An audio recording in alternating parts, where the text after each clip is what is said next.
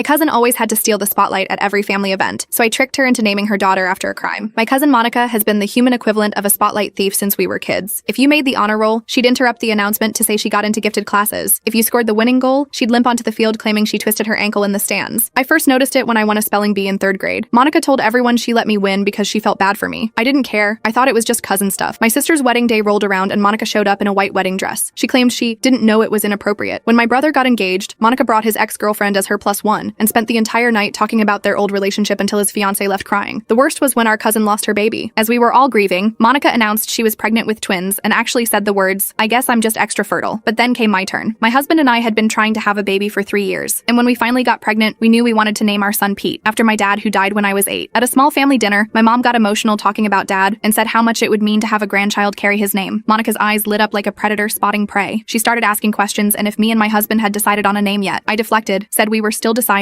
and changed the subject. 2 weeks later, Monica posted on Facebook with a post that made my blood freeze. "We're having another baby. It's a boy and we're naming him Pete. I had a dream last night that told me this was meant to be. Sometimes the universe just speaks to you." Comments flooded in praising her beautiful tribute while I stared at my phone until the screen went black, watching my father's name become another trophy in Monica's collection. That was it. I was done being her victim. If Monica wanted to steal from me, I'd give her something to steal that she couldn't give back. 2 years later, we were trying to move on, but Monica couldn't help herself. At my son's birthday party, she announced her 3rd pregnancy, turning my baby's celebration into her baby shower. That's when I got a brilliant idea. My husband and I spent weeks researching names and crafting the perfect trap. We'd give her a name so ridiculous, so devastating, that she'd finally learn stealing isn't good. A month later, I texted Monica that I was pregnant with my 2nd child, even though I wasn't. I gushed about how we'd chosen the name Felony, claiming it was an old family name from my husband's Norwegian ancestors that meant happiness. My husband played along perfectly, mentioning his grandmother's maiden name. She called to ask if we were sure. And just as I predicted, Monica's eyes lit up. She went into the delivery room already having planned to steal the name, and as soon as her daughter was born, she announced that she too had coincidentally chosen the name Felony for her baby, writing paragraphs about meaningful Nordic traditions and how the name spoke to her soul. She sent a short apology to me saying that since she already named her daughter that, I would have to change mine. The family group chat exploded with confused reactions. My aunt texted privately asking if they were sure about the name. My brother called laughing, thinking it was a joke. Even my mom, always supportive, gently suggested they might want to reconsider, but Monica doubled down, lecturing everyone about being close-minded and not understanding Nordic culture. I waited 3 days, letting her dig deeper, before commenting on her announcement post. "Oh wow, Monica. So glad you loved that name. We actually decided on Stacy instead. Felony was just my husband's joke suggestion, and it literally means crime. But you do you." The family group chat went silent. Then the messages started flooding in. My sister sent crying, laughing emojis. My brother wrote, "Wait, what?" My mom called me immediately, and I could hear her trying not to laugh. Monica tried damage control, claiming she knew all along and was just testing us, but she'd already written that name on the birth certificate. The damage was done. Thankfully, she paid to have the name changed before her daughter was old enough to remember. And wouldn't you know, she stopped trying to steal others' spotlight after that.